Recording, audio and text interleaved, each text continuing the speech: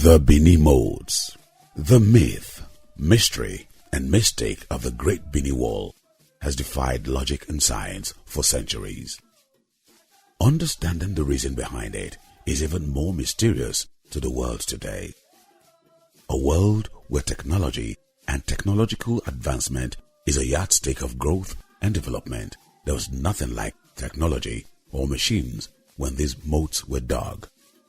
It becomes even more curious to know the brains and reasons behind what is regarded as the largest human-made earthwork ever.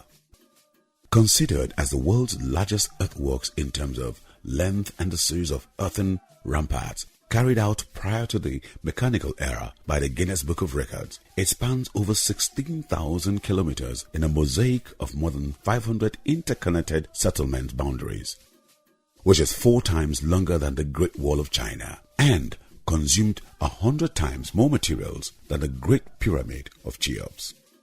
They took an estimated 150 million hours of digging to construct and are perhaps the largest single archaeological phenomenon on the planet, considered one of the greatest wonders of the world.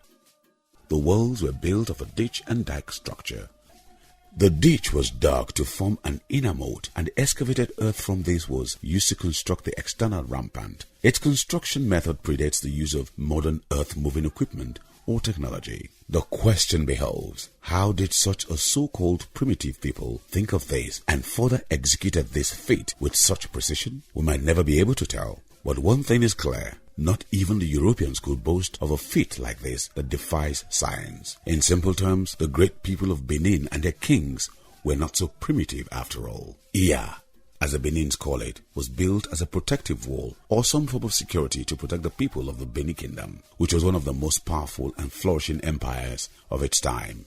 It is recorded that construction started in 800 AD by Oba Ogula, 1280 to 1295. Who completed the first and the second moats. He decreed construction of 20 smaller moats around other important towns and villages to protect them against invaders. But the mercurial Oba Eware the Great, 1440 to 1473, modified the design started by his ancestor. With an extension of the moat which was about 3,200 kilometers, this fortified bastion allowed entry to the city from 9 gates to be controlled. At night, the gates were locked, creating a safe haven for the citizens of the kingdom, and by extension, a fortified city-state incomparable to any.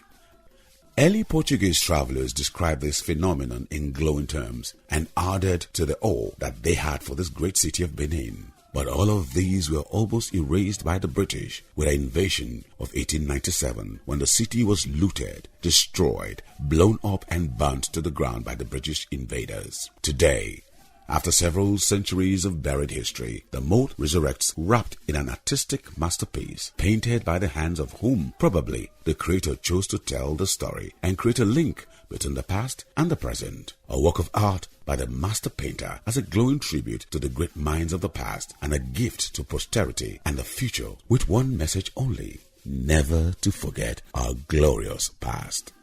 Today, we behold and praise the effort of an artist of international repute, Ajai, who has made history as the first man to recreate the great Benin moat in painting. It is a no mean feat for those who know, and his backstory to this artistic feat is one that inspires. For 3 years, Ajai combed libraries across the land, visited some of these moats that are still visible with research upon research that included interviews and collaboration with members of traditional institutions and leaders with their great repertoire of facts and data as he sought to get the essence of this archaeological wonder, a history almost lost with time. A disservice done to an African marvel, which was removed from the Guinness Book of Records and replaced with the China Wall. It will interest any that cares to know that only very little documentation or drawings exist about the moat, if any at all. This is the spirit behind the burning desire of Ajai to craft this masterpiece for posterity. His desire to leave a legacy also made him take his time to make the frame in which the painting sits. 6 months it took him to get the right ornate wood which gives the painting this vintage look. The frame is 10 feet and 20 inches by 4 feet and 20 inches in length and height. Its thickness is 5 inches and 9 inches in width. What a phenomenon, and a befitting homage to the greatness of the Benin Empire, its history, and its people. What better contribution can this be in our collective clarion call as a people in the campaign for the British Museum and other museums and countries across the world to repatriate and compensate the people of Benin for the grand theft of their stolen artworks, which are a wonder of craftsmanship on their own.